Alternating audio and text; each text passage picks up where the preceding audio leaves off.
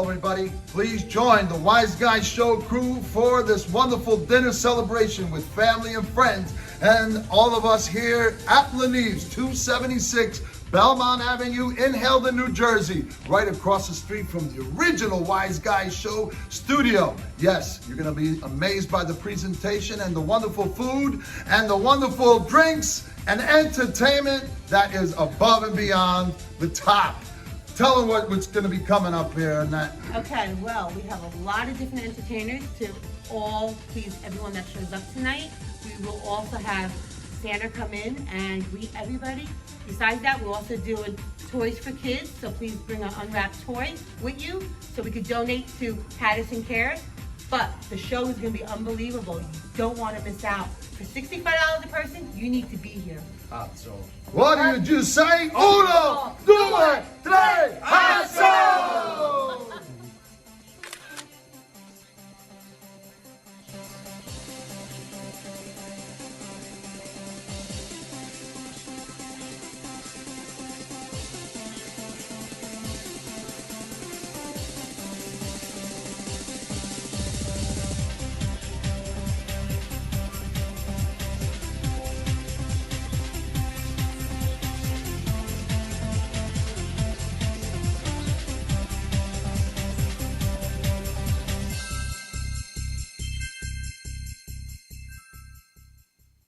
All right, welcome back to the Wiseguyz Show. Woo! This is our Christmas special, and I want to welcome everybody here. We're going to end our season here. Our Christmas, our 7th season will end tonight because it's our Christmas special, and we are doing an event on Friday, which is our Christmas event. So I think all this Christmas stuff is a sufficient way to end this. And but tonight is our Christmas Wiseguyz Show special, and then Friday, like you just saw on the video, is our Christmas show event, and it is sold out. But this is the Wiseguyz Show. Oh. And Buon Natal! I am Freddie the Fireman, your host, and sitting next to me is we have Italian singing sensation Biagio. Merry Christmas. Biagio. Sitting next to Biagio, we got Joey Cat in the house. Joey. Merry Christmas to all. And sitting next to me on the other side over here, we got Jumpin' Gennaro. Hazzo, buon Natale. And our in-studio guest, we got none other prank call How mafia, you doing? ultimate decoy, All right. Shane Whoa, Coyle. All right, baby. It's an honor being here, man. It's an honor being I'm here. so happy you're here. Just so you know, real quick, let's go over the rundown. We also have Mike Boschetti calling in later. He couldn't make it in the studio, so he decided to call in. He had an issue with his driver driving up, but he is safe home, and he'll call in. Also, in a little bit, we're going to have the $1 Million Man, Ted DiBiase, calling in. WWF, baby. Wow. And his son, Ted DiBiase Jr. Nice. Nice. So we'll find out what's going on with them. They have an event coming up on December 11th. I believe it's the 11th at the Sea Caucus in the Meadowlands. I will post a poster up so you can see and hope to see you there. But, well, let's see. We had a great Thanksgiving. We're going into Christmas. How'd everybody do on their Thanksgiving? Oh, I'm still full. Another 6 pounds. Everybody gained weight. Oh, my God. Listen, what can you do? We're Italian, and we have our Italian Thanksgiving, so we have a Robogi Tutta Goes. And now we're going right into Christmas. Oh, So, what do you think? No, Everybody it's- ready for Christmas? Yeah, well, I got to shop still. My wife did all the shopping so far anyway. She gave me a Let's list. go shopping together because I didn't go either. I'm a last minute shopper, man. Everything is last minute. I go to for the me. bank. That's what I do. Yeah. The That's best it. deals That's happen it. last. Yeah. Anybody do some Black Friday shopping online? I mean, they say that the malls weren't as packed as they usually are on Black Friday. Oh, it was a mob. It was packed. In your man. neck of the woods, Yeah. yeah? Oh yeah, down in South Jersey, it was packed, man. Where- just walking into Target alone, you wanted to have a heart attack. I mean, a heart attack would have been more enjoyable than walking through Target. boy. It really would have been. It would have been. Now, Shane, we haven't seen you in a while. I know we last time we saw you at the celebrity boxing and you had your first fight. Yeah, man, I had my first fight. My first realization that cardio is a factor. You definitely have to train hard with cardio when you're going to box, especially somebody that's 143 pounds heavier than you. It was definitely a learning experience. My hat's tipped to Tiger Moose. He was a great opponent. night, but I knocked him out. It was great. Uno, two, three, Hatsu! And also thank you, Damon Fellman, Yeah. and Linda Finelli, Tina DeVito, Jackie Barak, who put that all together. It was a great time. And I do want to mention Gary Demers. He was supposed to stop in tonight. He was one of the managers and agents that gets the wrestlers Ted DiBiase and Ted DiBiase Jr. We have a little connection with them. We'll talk about it later, but we did go to the premiere of his documentary, Yep. and I want to talk about that later. Right now, let's go stick with Shane. And Shane, what do you got going on? Man, I'll tell you, well, since you've known me, Freddie, I've always been busting child predators. Since you've known me, I've been doing You were on the prank Dr. calls. Phil show doing yeah. that. Yeah, and it's true. And using my ability, for those of you that don't know me, my name is Shane Coyle, and what I do is I use my ability to change my voice to sound like a little girl to hunt and expose child predators by placing ads on social media stating that I'm a 14-year-old female home alone, or cutting class, or what have you. Normal things that kids post. No sooner do I place these ads, do hundreds upon hundreds of child predators start messaging me and calling me. When I then answer the phone like a little girl like this. Hello. Hey, what's up? How are you? It's Jennifer Adelia. Okay, cool. See you there. These guys think they're talking to a little girl. I set up the meetings with them, hunt them, expose them. You see, from the beginning to the end. Ever since you've known me, Freddie, I've been doing it, and I've been doing it hardcore. I was doing 3 to 4 of them a day. Car doing it. Yeah. One of them, I got hit by the child predator, turned his car around and blindsided me while I was walking. Wow. But yeah, man, I took a little break from doing it now, and now I'm just doing it voice-wise. I'm voicing for a couple of police departments instead of making it a big show on the internet, which is great, and it was great. It was entertainment, but it was also from the heart. But instead of now making it just an online internet thing, man, I'm doing voiceovers for police departments, for several different police departments, like currently, that are doing child predator stuff like this too. It's not, the credibility that I'm getting is That's a excellent beautiful because it's, thing. Yeah. thank you guys.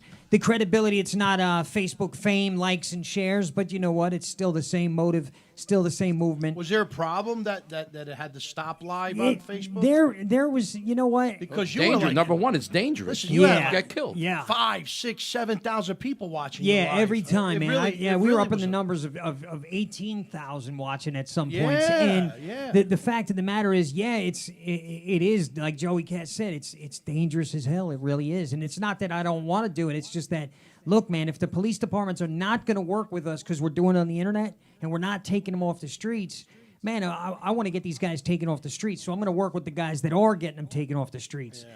Coming up a little later next month, we'll be on a major TV network.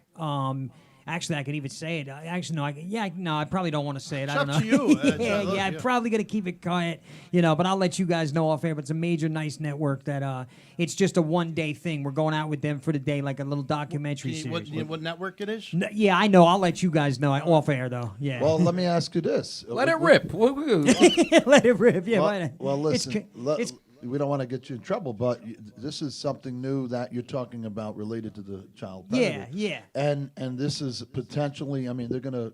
Is this going to be like a trial? No, period, this or is just no. This is two guys. Believe it or not, they're coming at us from an angle of I can tell you, it's coming Comedy Central. Okay, so okay. so There you for go, them, okay. they're coming at it at an angle, wanting to go out with us. Now, whether they're going to clown us or what, I don't know. So that's the thing. I kind of agreed to it blindsided. So we're going to see. It's it's a division of them. You might have they talked about me before the Bonfire Radio Yeah, I on think Comedy I heard Central. something, yeah. Back in the day, they were talking about me. So make a long story short, it'll be on that network. Well, Okay, I'm all going right. to say this to you. I think the only thing you got to be careful of is that they don't, kind of, crack up on it and not take it. 'Cause Yeah. Your situation, And that's- what you're doing is serious and it's very commendable. And that's you want why you I'm- want to make sure that it. I mean, listen, I could see that there's a comedy, fluke possibility Yeah. to it, but Yeah, I well, would and be that's why careful I'll with say that. live on the Wiseguyz show right now. Again, Comedy Central, the Bonfire. you better not be making a joke out of me. Well, that's the. And that's the God's Are honest they truth. looking for comedy? Is that what no, it's because it's not two comical at all. Guys. Yeah, no, it's two not guys that are comical. just commenting on what we do. Right. And they have a comedy show called The Bonfire, so they bring some type of comedy towards it. But I mean, they're more in shock than anything because we are busting child predators, you know. Right. So I'm really not walking into it knowing too much. So like I said again, you better not make fun of me. That's all. I don't know. That's not That's good. not really think- not something you make fun of. Nah. I think anything that but this is my advice to you as a friend, Yeah. of course. I think you better know a little bit more about it before you even. Before get jumping into it. Yeah, that's true. I did something with them back in the past, and of course I was late back then. Could you imagine?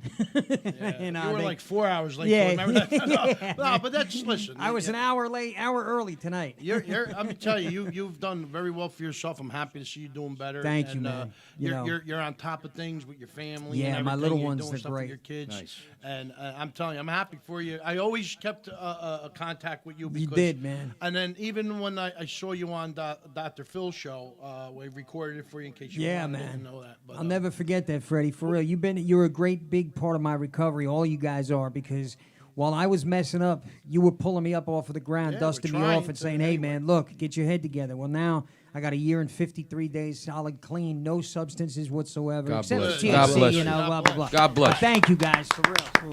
And, Why don't you do the count? Uno, dos, tres. Go ahead. Uno, dos, tres.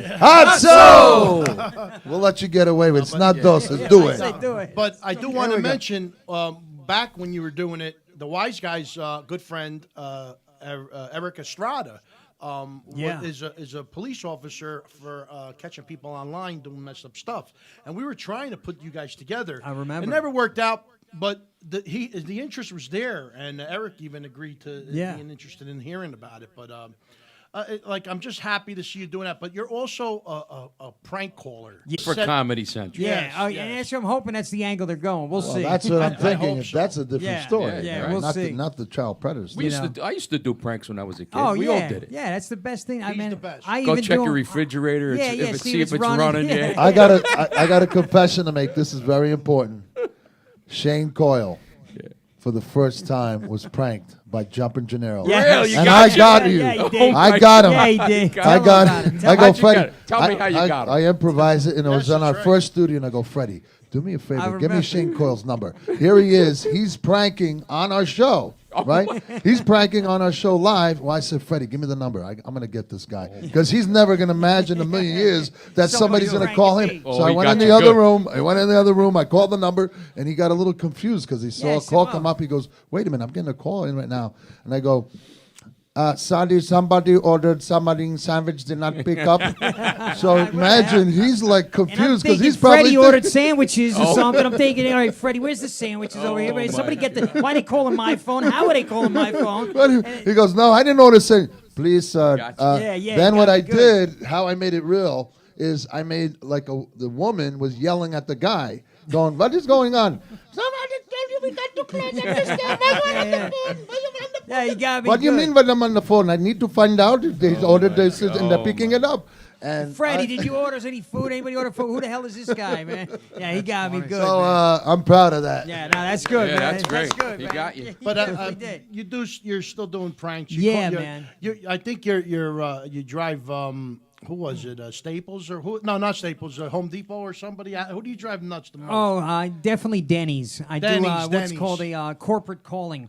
I'll call Denny's up in a female voice, and when they answer, automatically they think they're talking to their boss. They'll answer. They'll be like, "Hi, thank you for calling Denny's. How can I help you?" Hi, this is Jennifer Adelia, Denny's Corporate 16154. Who am I speaking to? Which one of my employees? Oh, I'm sorry. This is John. Hi, John. Listen, this is Jennifer Adelia. I'm on my way down there. You don't need to alert my manager. I want it to be a surprise. Oh no, I am the manager. Okay, well, now it's not a surprise. Oh, well, what are you coming down here for? Well, we're going to be doing these surveys. Every single customer is going to fill out a survey where they're going to answer 3 simple questions when they sit down. What do they like about the food, the customer service, and the cleanliness?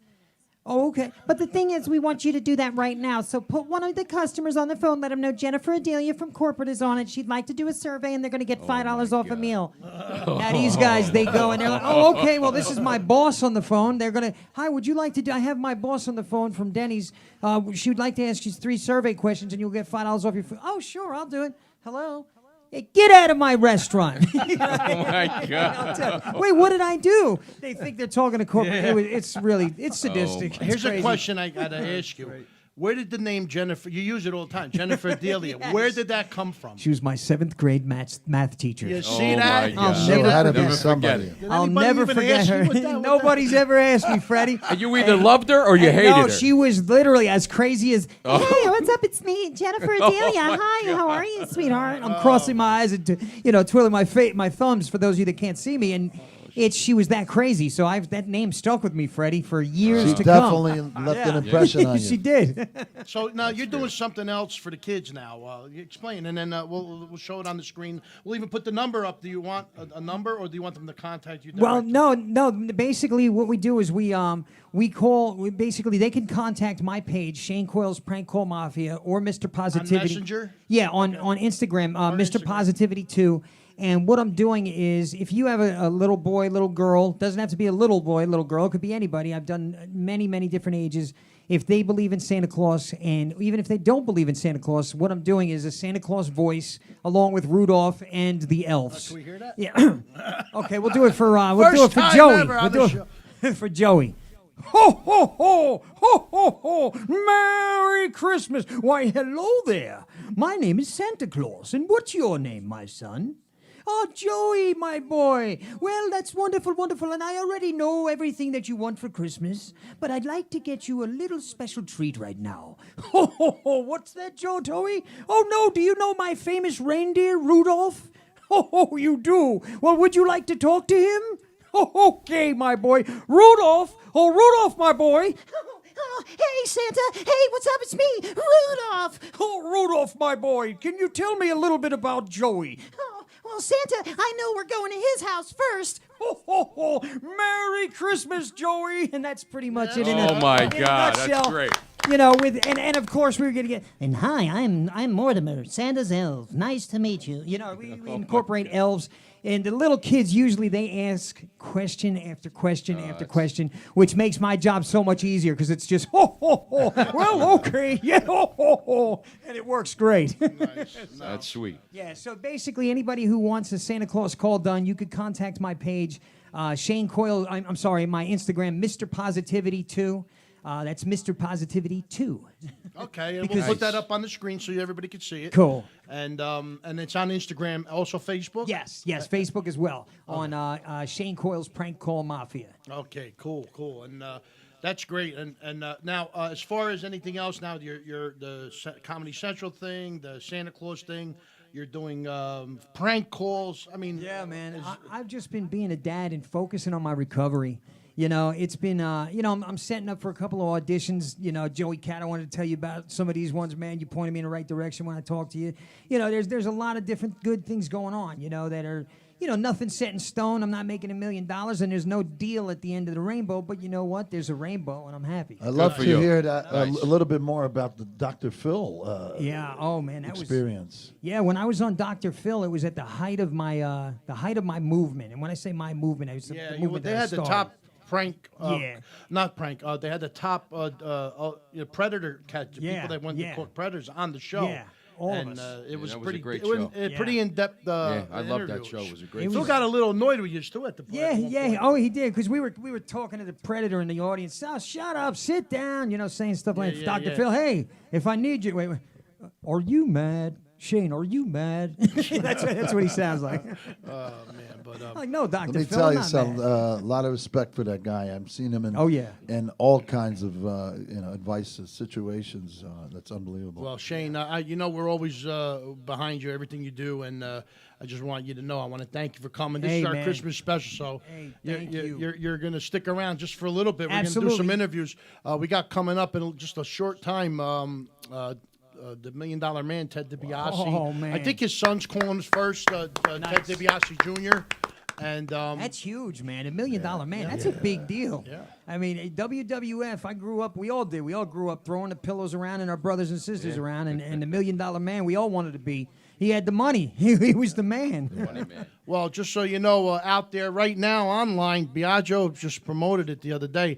His Dominic the Donkey videos out. Oh, that Nice. was great. Shoot. Yeah. That was great. In which he will be performing at the Wiseguyz Christmas with the Wiseguyz. The great thing about a Christmas song, it continues year after year. Amen. So that's one of the reasons why I Don't said get I have old. to do a Christmas song. Doesn't yeah, get old. just keep Yeah. going. Yep. Oh, and we talked about it. For this coming year, we're going to work on a Wiseguyz Christmas CD. CD. Nice. All right? And we got a Absolutely. bunch Man. of singers over here. Yeah. We got Yeah. tenors, Freddie Tenore, Yeah, that's Absolutely. right. There you go. Miguel I'll give you a little. Yep. Joey Katz. Rob's Rob's a DJ. Oh, Oh, you aren't kidding, man. Venite, venite in Bethlehem. That's tenor. Tenore. He sang out of church in the choir. I was a head There you tenor go. at the choir. We're all yeah. set. You can sing Christmas songs all year long. Yep, and it's nothing better than this time of year. Not only Christmas songs. Oh, we might be getting a call right now. Nice ring. Hello, who do we have on the phone? This is Ted DiBiase Sr. Oh, to the Wiseguyz show. We got Senior. $1 million man. Oh, the $1 million, correct. Are you there?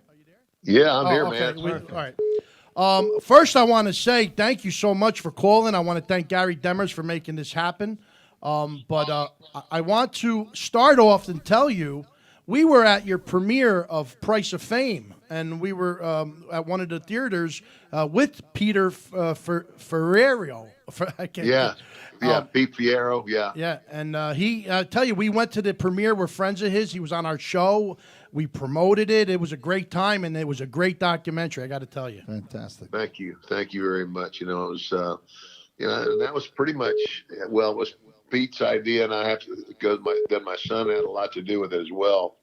But Pete had, he came to me and he said, you've written about your story, you share your story as a minister all the time.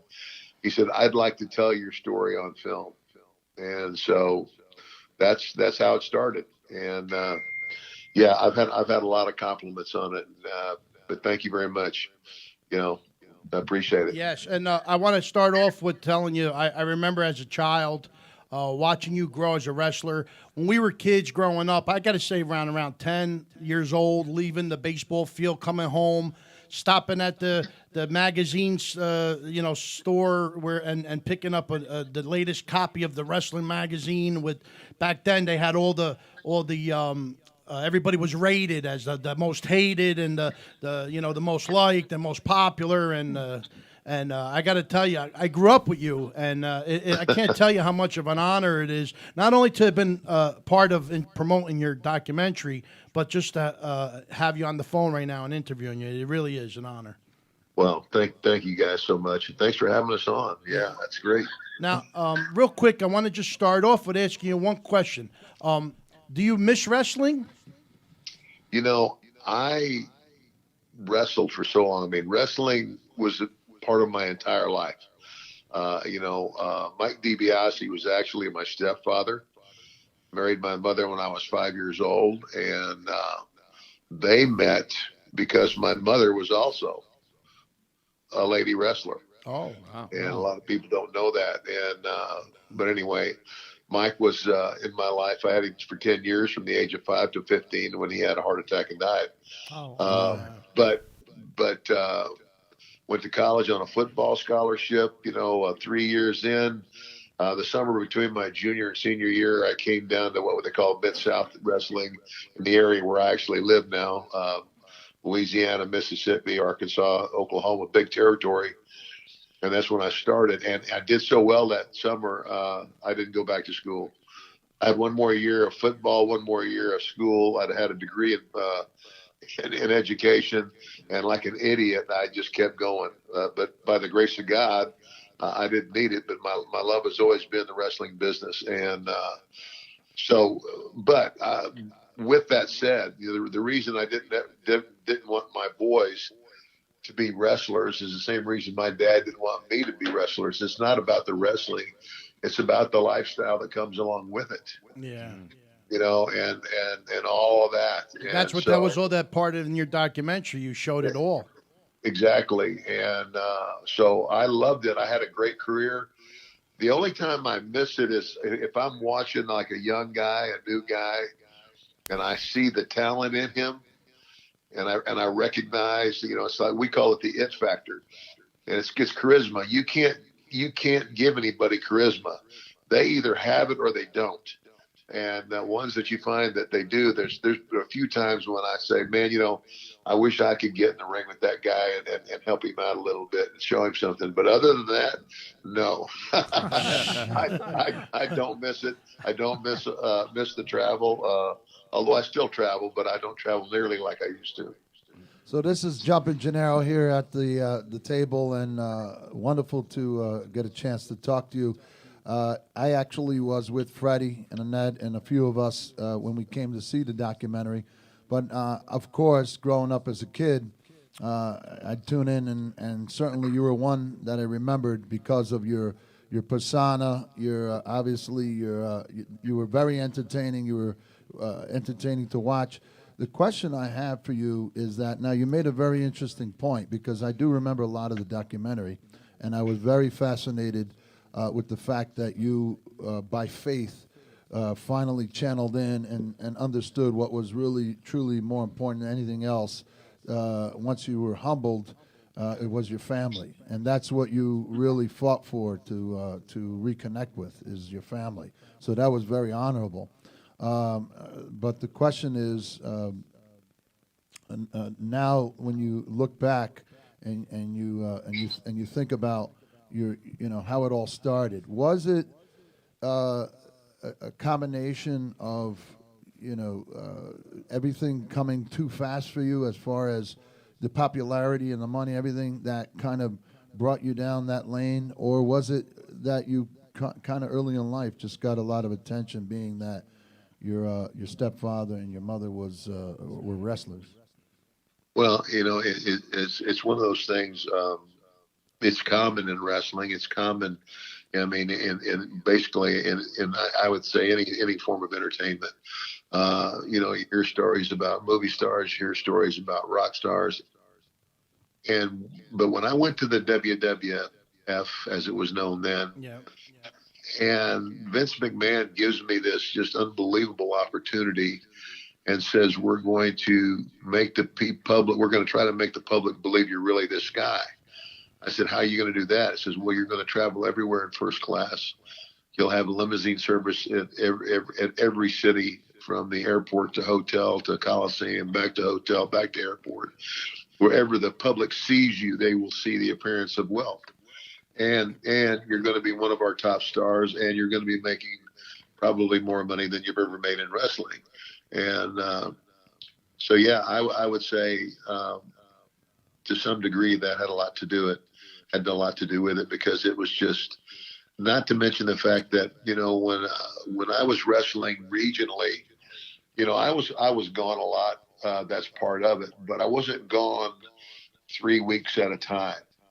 I wasn't away from my home or my family for 3 solid weeks, 21 days. And then I would, back then when I first started, we'd do 21 days, go home for a week. In reality, you were only home 5 full days, because the first day of your day off, you're traveling to get home. And the last day of your your week off is traveling back to work. And so in reality, we were only off like 5 days a month. Wow. And so when you put a guy in that situation, and then the limousine service and all that goes along with that, it's like, and I've had a lot of friends of mine that are very strong Christians say to me, they said, Ted, I don't know anybody that would be put in your situation that wouldn't have trouble with that. And, and by the grace of God, I had a wife who was willing to give me a second chance. Yeah, Absolutely. I mean, she's the hero. yeah, Right. yeah. Let's give her. She really is. I mean, she's the hero because, and I honestly thought, I honestly thought when it all came to light and I was caught, I thought, this is it. I'm done. I've lost the greatest thing that I've ever had, and I don't deserve her. Yeah. And but by the grace of God and her willingness to give me that second chance. But I mean, she told me, she said, look, she goes, you don't deserve it. And she goes, and I'm not really doing it for you. She goes, I'm doing it because I don't want to be out of fellowship with my God. Right. And my God says, forgive as you've been forgiven. So, but I took the ball and ran with it. And now this coming New Year's Eve, Melanie and I will celebrate our 40th wedding Nice. anniversary. Beautiful. Congratulations. And, God and bless. we couldn't be happier. Can we give you a and not so? We have a saying on our show. It's called a not so. Can we give you a not so? All together. Uno, due, tre, hot so! I love it. Yeah. But I want to ask you. Paisa. You became a minister. Did this all take place and warm your heart up enough to say, hey, look, I could go out there and be someone and help others or even other wrestlers to understand and a different and look at things a different way. It wasn't something that happened overnight. It's like 1992 is when all the poop hit the fan and I was exposed, and Melanie and I went through our ordeal, and the ordeal, I would say, in reality, although she had forgiven me and she said, I'm going to give you another chance, and I took the ball and I ran with it, and I told her, I said, give me this chance and I'll become the man you thought you married, a man of strong character and integrity, and God will, and regain your trust and respect. And I would say it was probably a good 2 years I came to a point where I thought, it's not mentioned anymore. She's over it. And so for me being on the road, though, and a good friend of mine, I talk about him all the time, Al Santos, he said, Ted, he says, there's going to be a lot of pastors here about you getting saved, and with all the right and best intentions, they're going to want you to come tell your story. He said, but you're a baby Christian, and you know what babies do? And I go, what's that, Hal? I said, sometimes they poop their pants. And I said, yeah, okay, I get it. Give myself time to grow. And he said, yep. And so it was in 94, maybe actually early 95, when I started going out on invitation and speaking in churches and sharing the story. Nice. And then became like a snowball rolling downhill. And then it was not until the year 2000 that I felt like God was really calling me to this. And that's when I stepped out of, and I stepped away from wrestling.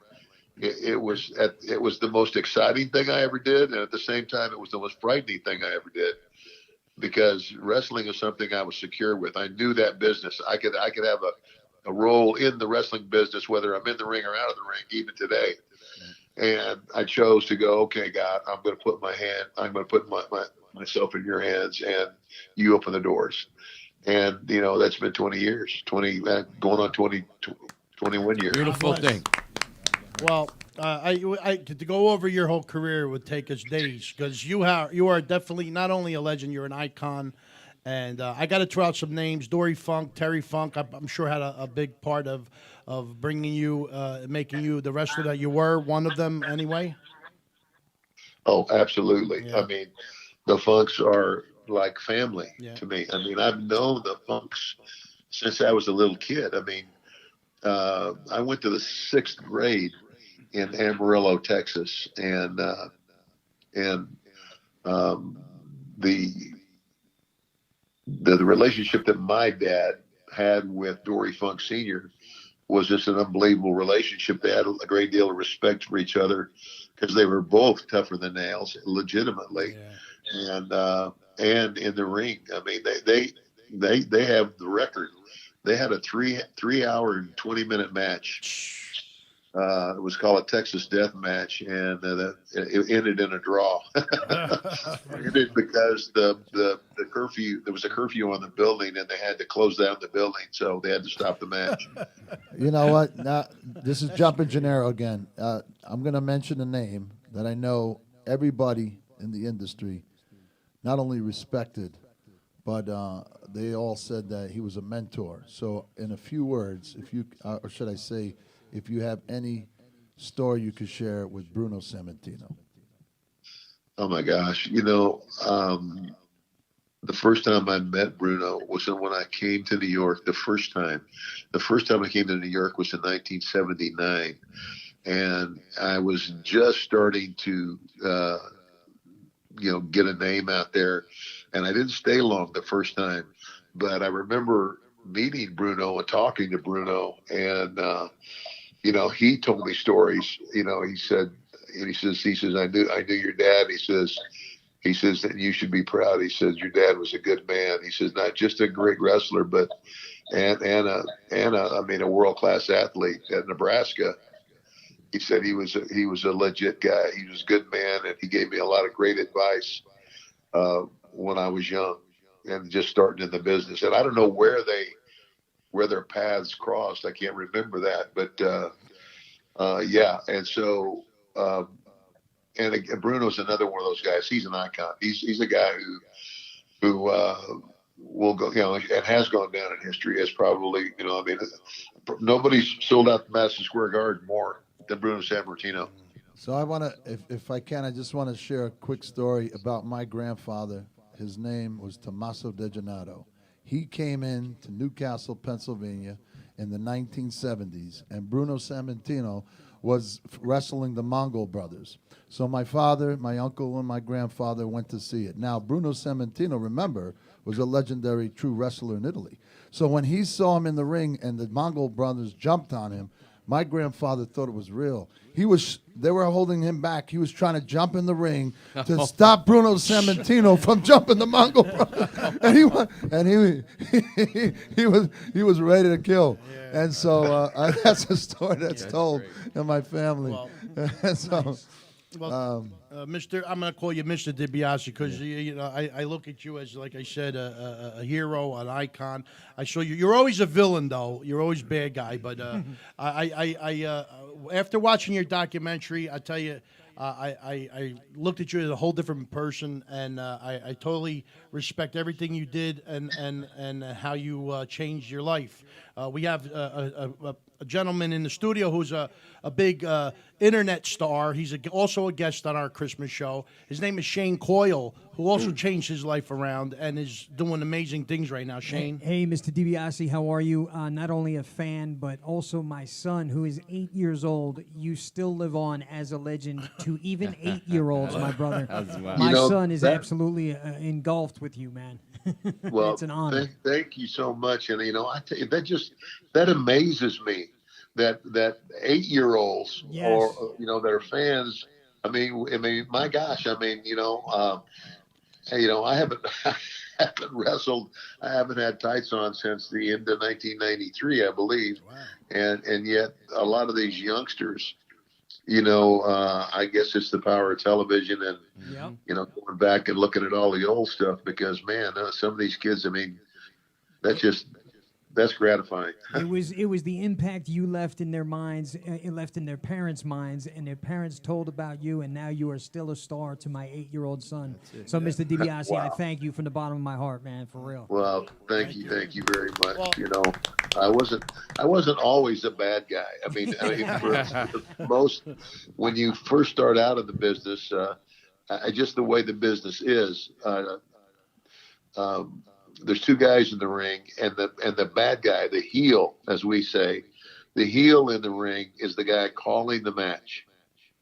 He makes everything happen, and you have to grow in your knowledge of the business to get to a place where you can be that guy. And when I finally made it, I guess the first time I became a heel, it was in Mid-South, and Junkyard Dog was actually my best friend and the best man at my wedding when I married him. Wow. And a lot of the fans knew that because it was very regional. So they would see us riding together, and that we were everywhere together. And then I turned on him, and that's when I became a heel. And oh boy, I'm telling you what. I'm going to tell you right now. I got to thank you. Words can't describe how I feel right now just having this conversation. And I want to tell you, I would thank you from the bottom of my heart. I want to wish you and your whole family, we all here at the Wiseguyz Show want to wish you and your whole family a Merry Christmas. And your Junior's calling in that after you. Yeah. Is there anything you could throw at us that we could maybe secretly tell him? Say something. Is there something we could throw at him that we don't know about that maybe? No, nobody knows. just tell him, say, your dad said you're a good kid, but I didn't show you everything. And we're going to see you in Sea Caucus. You're going to be there doing some autographs and some signings. Actually, it's Sunday. I mean, I'm not flying in, I think, on Saturday. And then Sunday, December the 12th. The 12th. From 8:30 in the morning, it goes all the way to 4 p.m. I don't think I'm going to be all the way there at 4 p.m., but the Garden State Trading Card Show. Yep. And where is it? Sea Caucus, New Jersey. Caucus. Yeah. The Meadowland. It says it's at a La Quinta Inn and Suites. Yep, La Quinta. Yep. Yeah. And we'll see you So, there. yeah, Some of us will see you there. Who can't make it, but we'll definitely come and say hello and grab an autograph or two. And I got to say, again, from the bottom of my heart, thank you for this opportunity. And we're going to push your price of fame, and maybe we'll get Peter Fierro back on the show, and we'll try to bring that back together because that's a great story, and I believe everybody should see that, especially if they're a wrestler. Fellas, thank you so much. I wish all of you a very Merry Christmas, a blessed Christmas, and a Happy New Year. And, to all my paisan out there, I love you. Well, maybe one day we'll hopefully have you in the studio and we can you share our spread with you. Here's what I tell everybody, guys, before I go. I said, you know what? I am not Italian by birth. I said, but I was raised by somebody who was full-blooded Italian, whose parents immigrated from Italy to the United States.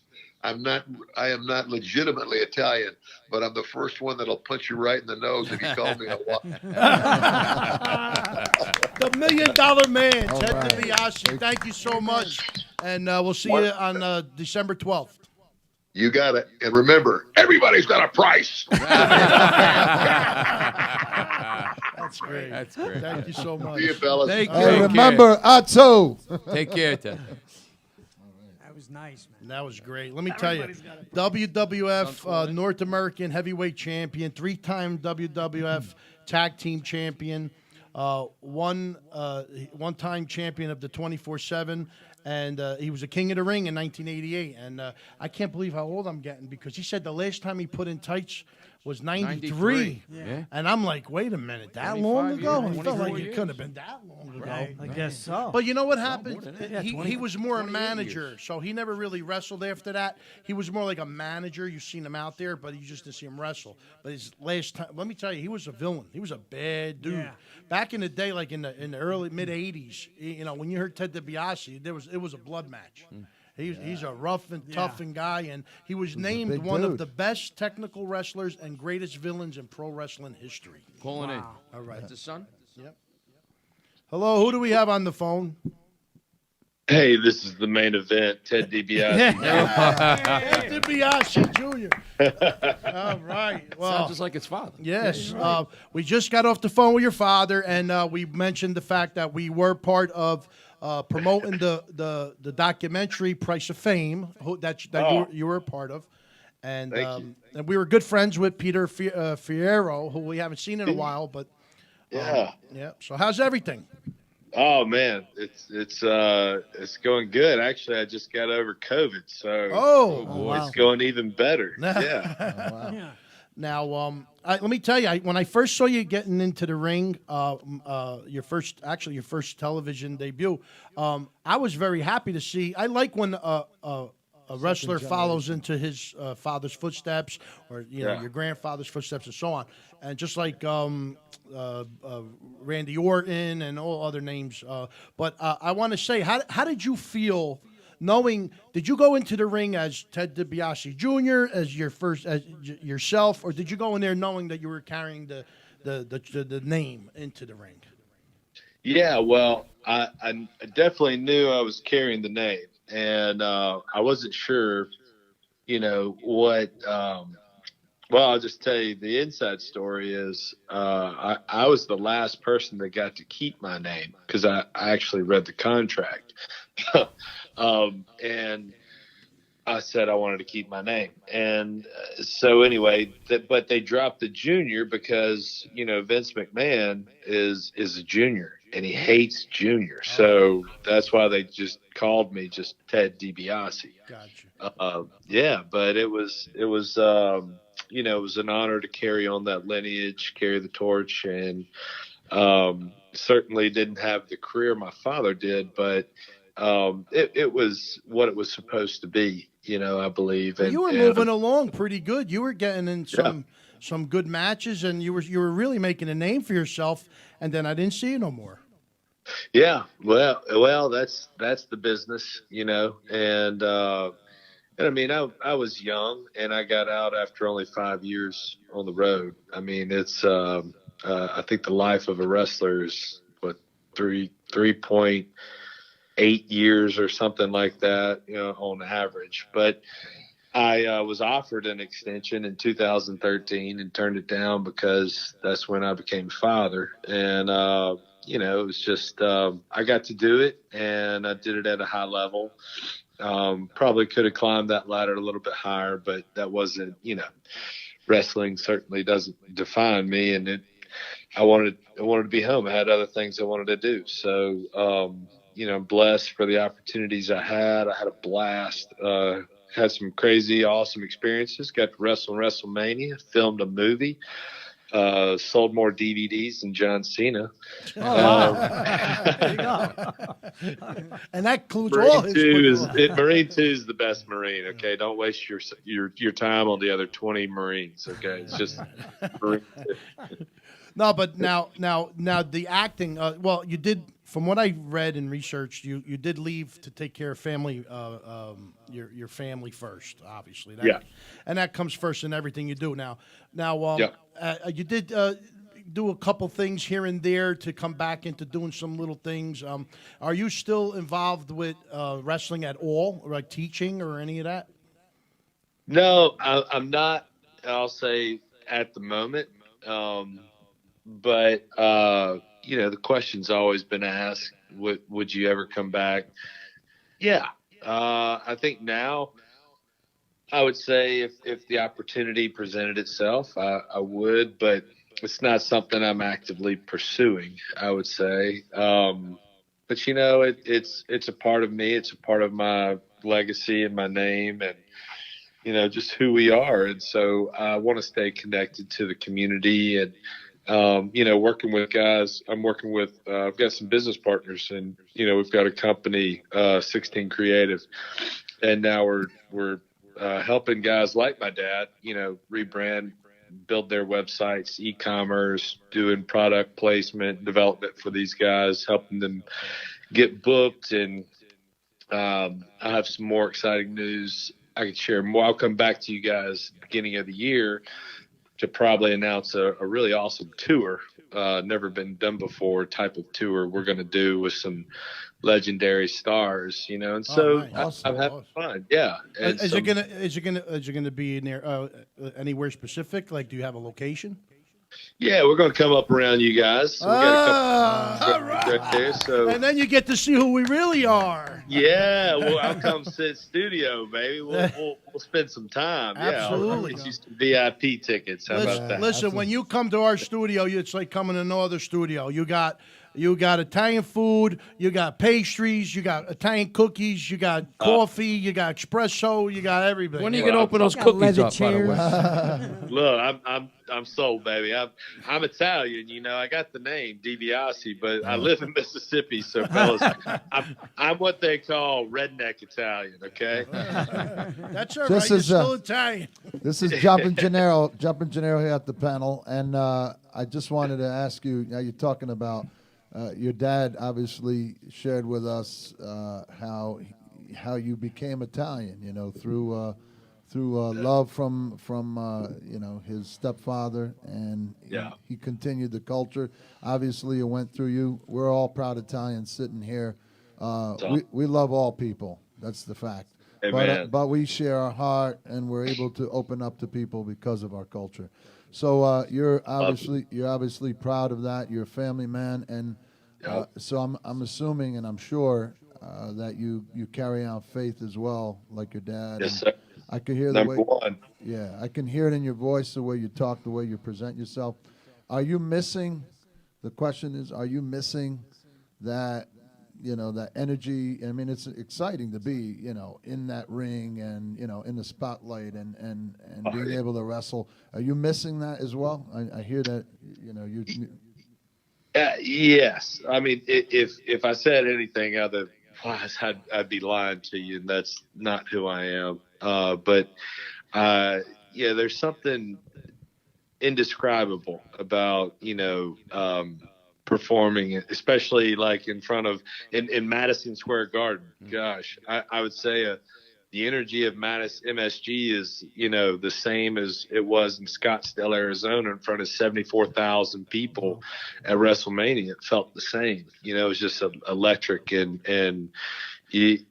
it's I don't do drugs, but, you know, I got to imagine it's got to feel something like that. And so there's a euphoric, you know, feeling that you get, that A natural high. That's pretty much. Yeah, it is. It really is. You know, and I get that with my kids when my little girl runs up to me and, you know, just, Dad, I love you. You know, it's like, oh, I mean, it melts, and I'm here for that. But I also have something to compare that to when my dad wasn't there, you know, and so I know that it's, you know, it's give and take. But yeah, to answer your question, yes, of course. Not to because you're in the conversation. I wanted to mention.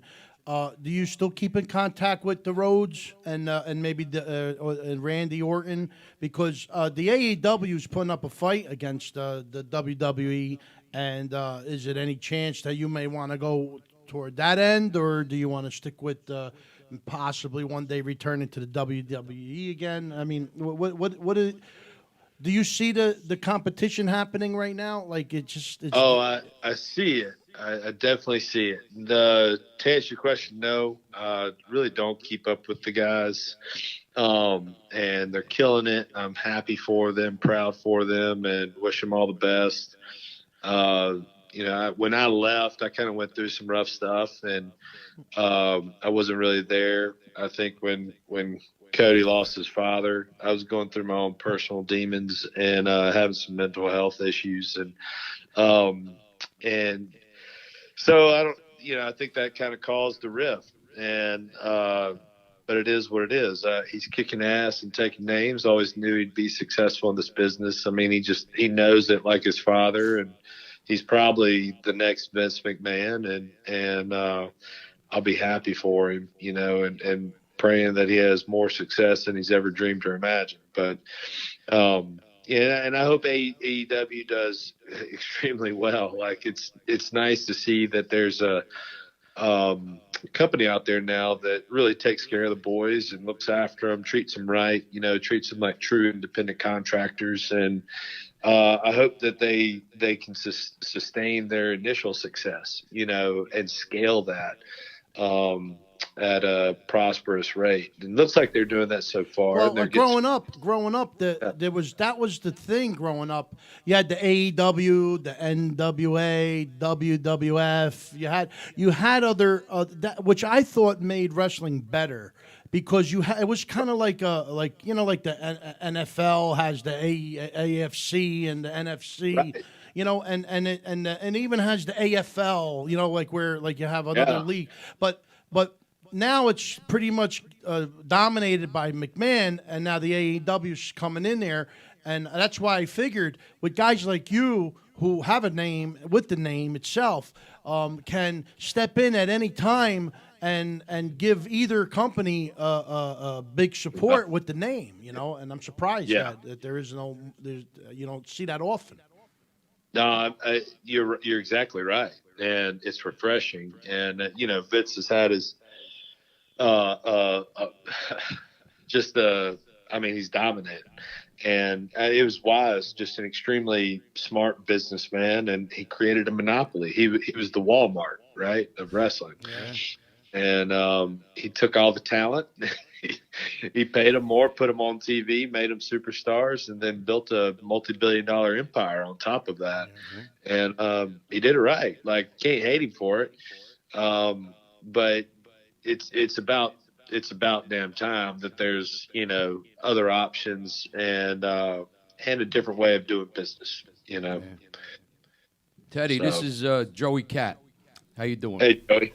Good, buddy. I just wrapped up a mob movie comedy, and there was a great wrestling scene in the movie. Nice. And I'm wondering if you know James Dijon Bonavia. Oh, man. That is a crazy James Bonavia. Sounds familiar. Yeah, he. Let me tell you something. They put on some show, and I was right dead center in front of it, and it was crazy. I think you beat him up. Yeah, he's like 6'4", 6'5". He's huge, but I was just wondering if you knew him. You know, from the wrestling. That name sounds really familiar for some reason. So I mean, dude, I've been hitting the head with a lot of chairs. Super kicked by Shawn Michaels plenty of times too. Now, what about acting? Are you looking to pursue any of that? Are you looking to do any more any films? You know, I met oh gosh, what's his name? Chris. He was in Goodfellas. Played young guy. Chris Moltisanti? No, he's thinking of that's Sopranos. Yeah, no, but well, Christopher was that. Christopher Imperioli. Oh my God, Imperioli. Yeah. That's Michael. You're mixing up his name. Yeah, but he was Christopher. Christopher, right. Yeah. Yes, Spider, so right? I saw him at the last show we did, and we were talking. He was like, "Man, are you pursuing any acting?" I was like, "Actually, I just telling my wife, like, I might try to get back out there and find an agent." So, yeah, I'm interested. I'm kind of opening that door again for the first time. And I haven't been heavily pursuing it, but you know, I've got some business endeavors that are kind of have taken flight that you know, I'm getting to kind of just sit back and watch, and they're having some success. And like, well, what do I do with my time? You know, great. so. Well, what about websites? Any websites you'd like to mention to people that can look you up and contact you? Any contact information? Any agents? I would say go to my dad's website right now. I've got one that I'm building. You know, currently I've been off social media and everything for a while. But check out milliondollarman.com. You can go to 16creative.com, spelled 16 spelled out. And then my dad and I don't know if he mentioned this, we'll be there. Did he mention the event that we're coming to? Yes, I don't know how many of us are going to be there, but December 12th in Secaucus, New Jersey at La Quinta. And yes, we're going to see how many of us can get down there, come down to say hello, get a few autographs, some pictures. So what I'm also going to, I don't know if he mentioned this, if you come, there'll be an opportunity to be entered to win a signed $1 million belt. Oh, that's nice. That's cool. And what we'll do is at the end of the event, you know, we'll do a drawing with the names of those that are entered. And that's got real diamonds, right? That's real diamonds. Yeah, they're all real. Yeah. There's $1 million. Can you palm a ticket for us? Yeah, absolutely. I want to get to the guy that's drawing the tickets. There you go. No, but you got real Italian time. Yeah, what do you think? Well, we're going to definitely try to see you there. And I got to tell you, I got to be honest with you, it's been an honor. And there was one thing. Does anybody remember what his father said? Yep, I remember. What did he say, Joe? He said, Your father didn't teach you everything. he taught you a lot, but he didn't. Yeah, he teach- told he us. didn't He said, teach I you didn't teach everything." my son everything. And anybody can be bought. Yeah. He's a good And kid. now you're a I good got Actually- I got a actually- good kid, he said. Actually, first. that was the last thing he said. And then he, Yeah, right, anybody then can he be said, I bought. didn't teach him. What did he say? Money could buy anything. Yeah, something like that. Anybody can buy anything. Yeah. Yeah. Well, I want to thank you so much for the time, and we're going to try to see you down here. I don't know about all of us, but some of us will come down and say hello to you, and we'll definitely put in a draw, a ticket for the drawing for that belt. But We'll come down and maybe we'll break some bread. yeah, and don't forget Absolutely. your Call our event. boy, tell him to come hang with us. No, don't forget your event when you're coming near us. To let us know, let Gary know. I'm going to contact Gary every day now until you tell him where it's going to be. Hey, look, the mayor, bro. I met Gary. Gary's the mayor. I like that guy. He's Good guy. good people. Good brother. people. Yeah. He's the reason why this happened, and when you do good things with good people, only good things happen. So thank you so much. Yeah. Thank you, guys. Thank you for having me. Thank you. Ted DiBiase Jr., but I'm going to call you Junior. I like it. All right. I like it. All right. Thank you so right. much. Take care. Yes. All right. Buonanotte. Buonanotte. Buona Natale. And buon Nadal. So I got a question. If his dad's the $1 million man, does that make him like a $500,000 man? Maybe $250,000. No, but if you follow it, $1,001,000. I followed it on and off. I mean, it was entertainment. And he did eventually get presented the $1 million belt. Wow. And Junior actually used the belt in his routines and his matches as something similar to what his father did. But like I said, his father was look. His father was an icon. He's more like a legend, you know. So I mean, but they were both great and great performers. So. With that being said, How about those cookies over there? They keep those staring. cookies. They're Gotta get staring these at me. cookies. Open those cookies. No, up. there was a couple things I want to mention though. We have during the Wiseguyz show, especially this time of year, I don't like to bring up sad moments, but we did lose a good friend of ours, Richard McCormick, who we definitely. went to the wake and who went to the funeral. Richard McCormick was a good friend of ours, photographer for a long time, and my heart goes out to his family. And also Annette, another as a firefighter, she lost her Uncle Angelo, who very sorry fought to hear that. pancreatic cancer. He was a retired battalion chief in Hoboken. These are important to me more so because Richard worked with me with the firefighter newspaper, and Uncle Angelo would write an article for me every now and then in the firefighter newspaper. And me, as Freddie the fireman, have to do a little shout out for them. So God be with their families, and hope we meet one someday. I just got a shout out to my dear friend Vinny Pagnotta. He just lost his granddaughter, 7 years old, to a rare leukemia disease. It's just heartbreaking. It's heartbreaking during this time of year, and I tell you, if there's more that you wouldn't believe, I could keep going. Just not too long ago, a friend of mine's mom passed away. There was a home invasion in Belleville, New Jersey, and the mother was found dead. There's no actual foul play in right now. Believe it or not, it's crazy, but as it may sound, Investigation is on. But the investigation is still on, and my heart goes out to all of them too. And just a tough time of year when you think it's the great time of year.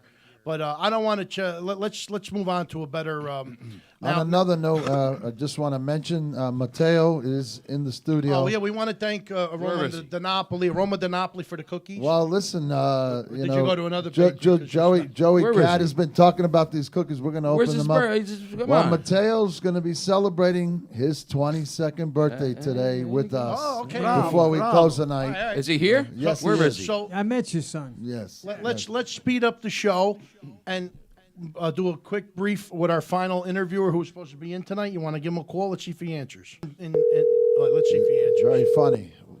Let's see if he answers. Hello? Hello, who do we got on the phone? This is Mike Buschetti. Mike Buschetti! Welcome to the Wiseguyz Show. Did I call you too soon?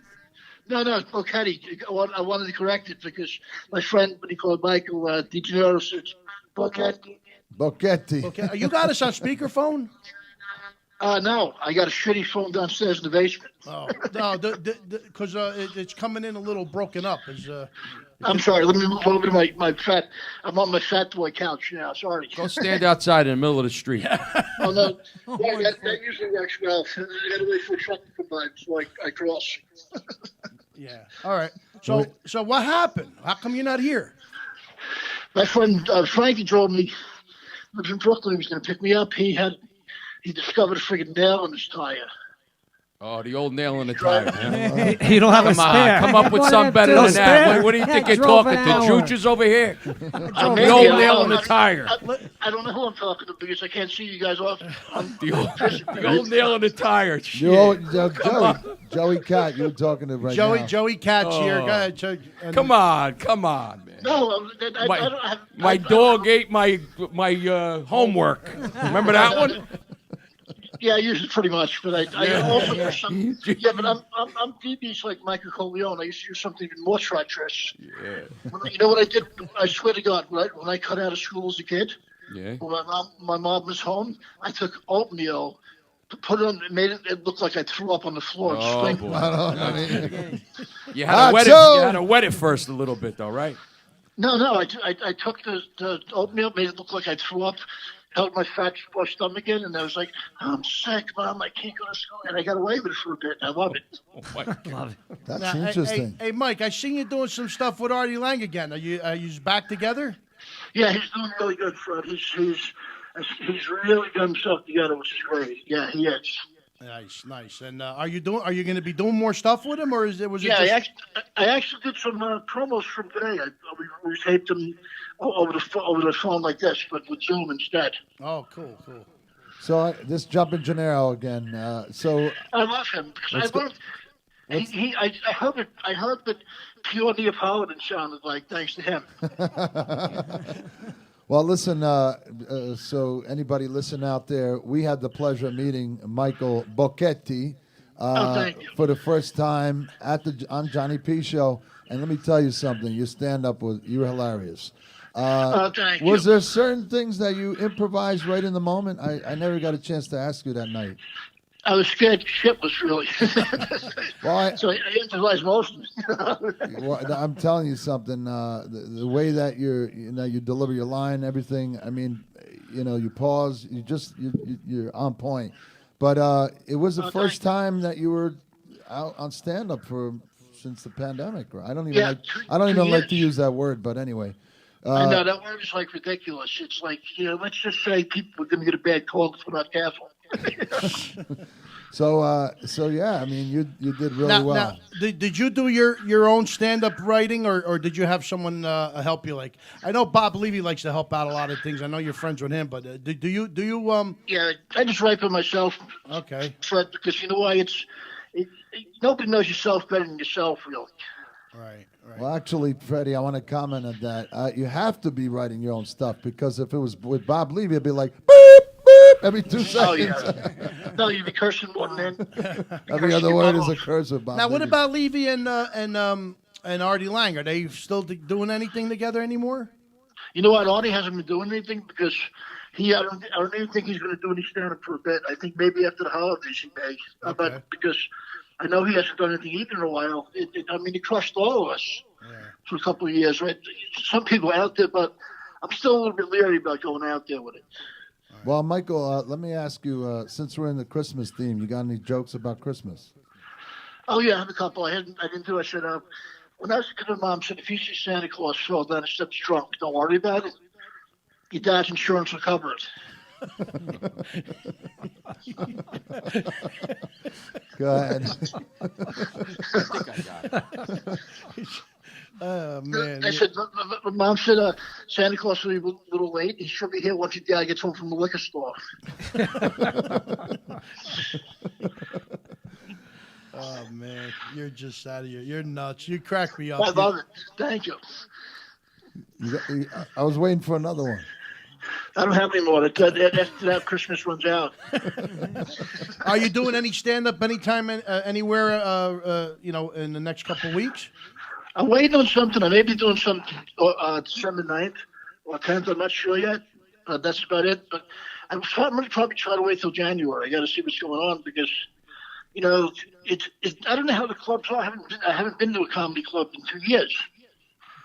Well, Michael, we noticed on Facebook, I was really looking forward to seeing you tonight, that you had a new haircut. Now, are you sure you weren't standing on the mirror all day and that's why you're not here? No, I look like what's his name, Guy Ferrari, but they did the wrong haircut on me. I thought you were trying to look like James Dean. Yeah. Man. No, Ferrari is cool. I was going to get Mario Batali's haircut. Well, listen, I'm not gonna take too much of your time. I know. Look, I wanted to have you come into the studio. Are we gonna take a rain check on this and bring you back in? Yes, I want because it's better live. You know what I mean? Because I was counting on learning how to speak fully about by the time I get out of there. Yeah, no problem. Because your phone's breaking up a little bit. It's hard to understand what you're saying. You know what it is? And I wanted to thank Michael because I never heard pure Italian before. I mean, I heard stuff that was in books, you know what I mean, and slang, but it was like, blew my mind. Yeah, thank you. It was great. Yeah, I love it. Well, listen, you're going to hear a lot more of it when you come in the studio, when you hang out with us, all right? Am I going to hear any Sicilian? No, I'm Napolitan. Remember, that was my dialect. And you're not. Oh, no. But is anybody Sicilian? My brother-in-law is. Oh, anybody Sicilian here? Yeah, I think Shane is Sicilian. Yes. Yeah. Shane, oh, cool. My brother-in-law is. Sicilian. We got Shane Coyle in the studio. I'm not sure. Hey, how you doing, boss? Hey, Shane, how are you? Doing good, man. Doing really well. It's good to see you. I was looking forward to meet the wrestling. I love wrestling. Yeah, no, they were call-ins. Oh, okay. Because you never know. But you guys have some great people. That's so cool because, hey guys, I hope to God we can get together to do a gangster movie and we murder Joe Pesci in it. How funny is that? Yeah. Well, listen, if you want, I'll give you a little Sicilian. You ready? Okay. Questa è una cosa seria. Whoa. Let me ask you something. This is Joey Cat. Hey, Joey, how are you? Good. Are you running up and down the stairs while you're talking to us? What are you you doing over there? Joey I got really bad bronchitis. Oh, you do? I know something's wrong. I could hear it. All right. Yeah, I just went to my I thought maybe you were fixing that tire or something. Listen, You're we're taking gonna that nail out of that tire. This is the end of our season 7. I want to bring you back for season 8. Hopefully, we could do it on the first show back, and we'll redo this again. Thank you. And I want you coming in the studio to have a good time. I don't want you to come. Look, I love Johnny P to death, but those potato croquets or whatever the hell he had, they ain't cutting it for me. You're gonna come in. You're gonna eat good. You're gonna drink good. We're gonna have a great time. Thank you. And do me a favor. How do you guys say? I'll do my version of The Godfather. Right? Tell me if I'm correct. It's my Italian, right? Salazzo was an idiot. I hated him severely in the movie, right? Yeah. When he said to him, he said, "Al Pacino, tu padre, vanti," he meant he was an old man in his head. That's what he meant, right? When he said your father, what did he say? O padre si antico. Right. Is that what he said? Yeah, Yep. Is that what it means? Like he's an old man in his Old-fashioned. head? Old-fashioned. Right. Yeah, Well, indeed. think of the thing antico. Antico means antique. Antique. Antique. Exactly. So that's what he meant. Antigo. And then he got it in the head. Yeah, but one great thing about Pacino, well, more than one great thing about Pacino in that movie is, you know what I loved about him? You could see how much he hated Salazzo without saying a word. It's all in the You know behavior. what I mean? In his body language, you could see it in his body, his face. Yeah. It's all in the behavior. Well, the cop just broke his jaw too. Oh yeah, and not only that, He wanted to kill him. When he threatened Carlo, he didn't scream. He didn't go over the top. He was scary without going too far. All right. Well, listen. We want you back on December on the first show back on season 8, and for now I want to wish you a Merry Christmas. I'm gonna send you a Merry Christmas too, and if there's any chance you're doing stand up on the 9th, let me know. I will. I definitely will, guys. Thank you so much, Mike All Bocchetti. right. Thanks, Mike. Bocchetti, Michele Bocchetti. Okay. Uno, due, tre, hazzo! All right. Oh, that's all. All right. Well, Ciao. we're going to just speed it up, and that's pretty much. We just wanted to get them on, just because when you promote it, and you want to at least show that that they were there, and Mike is there. He's just not all there when he's in. Shout out, huh? Let me tell you something. Having him in the studio would have been a riot. It would have been a riot. Having him on the phone breaking up like that, it's just it's tough. But just before we get going, I know this has been a Christmas. You wanted to do something. You want to get ready, go do it. But there's a few things I want to mention before we end. Our sponsors. Troianello Cigars, as you can see here. Biagio, you got the cigars. I cigar. You got the cigars. Troianello Cigars. Troianillo Cigars. Troianillo. And then we have, Migueli. we have Roccabella Vodka, which we didn't bring in tonight. No Where's Roccabella Cheryl Vodka. at? Where's she at? Cheryl Kelly Lee. And then we have I think Bobby, she's in Miami. Cheryl. Bobby Harley at Harley Davidson in Morris Plains, New Jersey. And the cookies here, as you look at can this. see, the cookies come from our Get other this up. sponsor, Roma di Napoli, Queen Margarita in Nutley, New Jersey. Also owners of Blue Eyes Restaurant in Hoboken, New Jersey, right on the waterfront. But our sponsors is the reason why our show continues. And I want to thank our sponsors for everything they do for us. And on that note, I think we're going to do a birthday and wish everybody a Merry Christmas he all is. together on top of it. Hey, what?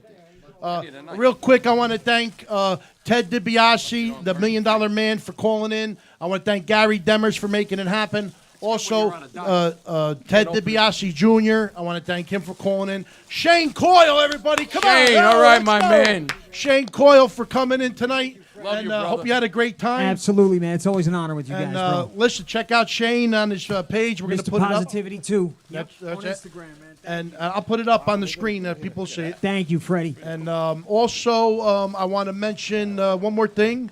Our holiday show this Friday at Lenive's. It's sold out. Get in Sorry you can't come in if you don't. It's over. Look at that. But we're going to have a great time, and we'll have some video footage of that. On this note, what are we doing? Are we doing a birthday cake? We're doing a cake. All right, so I want to thank also Mike Buschetti for at least calling in, and I'm sorry about the problem with his driver's vehicle. I want to thank, can I thank you? I want to thank Al Bandero. Oh. Al Bandero for Thanks, Al. putting us in a little direction to speed the show up a little bit. We did move it faster than it is. I think we got a good hour and 20 minutes out of this show, which feels like 2 hours now. What do you think? Yeah. Oh, yeah. It's going to be a lot better. I want to thank everybody, the Wiseguyz, Annette, the talent coordinator who's broadcasting the show. Hi, Annette. Our engineer who does a great job too, Roberto Santos. That's like in a Rocky movie. Rocky Balboa. Yeah, we got Roberto Santos. All right. Well, we're going to do a birthday to a junior jump. Let's just all juniors say. Where's your son? No junior. Your son was here. Ted DiBiase Jr. was on the show. I didn't We give just my need- son a junior. My son's out. Your son's My out son's shopping. Joey, too. Yeah. Joseph Yeah, he's out Catalano. shopping. He's not But junior. nope, Not I wouldn't do it. And what do Just we, in case. Are we lighting the cake from Dosta naman siya nakik. and there it is. and on a happy birthday to you. Where's Mateo? Happy birthday to you. Happy birthday, dear Mateo. Happy birthday to you. Gotta make a wish, though. Gotta make a wish. All right.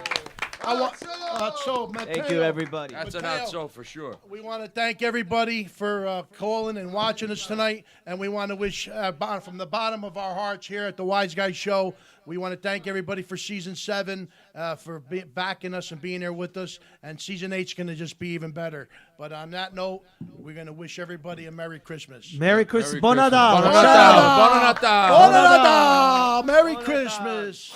The Wiseguyz Show presents Christmas with the Wiseguyz, Friday night, December 3rd, at Lenive's Banquet in Haledon, New Jersey. Live on stage, see Italian singing sensation Biagio, world-renowned magician Rocco Solano, a special appearance by David Torres of Nice and Wild, plus comedian Amish comic. Musical guest, The Big Ones, and Tommy Elvis Walker. Plus a special appearance by Kris Kringle, with music by Blaze Venga. All hosted by The Wiseguyz Show. Seating is limited, come at a first-come, first-served basis at the time of purchase. Christmas with the Wiseguyz includes a buffet dinner with wine, coffee, and desserts. Cash bar is also available. Christmas with the Wiseguyz, plus pictures with Kris Kringle. Friday night, December 3rd at Leneve's Banquet in Haledon, New Jersey. For tickets, go to Eventbrite, WiseguyzChristmas.com.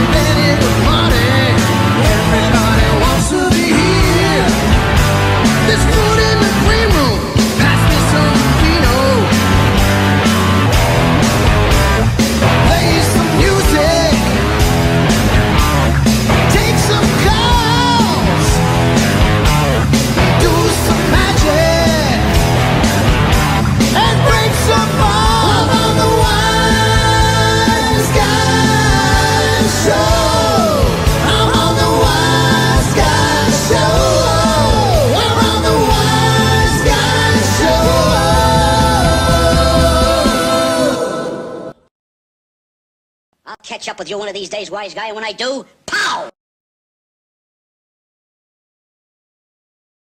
I'll catch up with you one of these days, wise guy, and when I do, pow!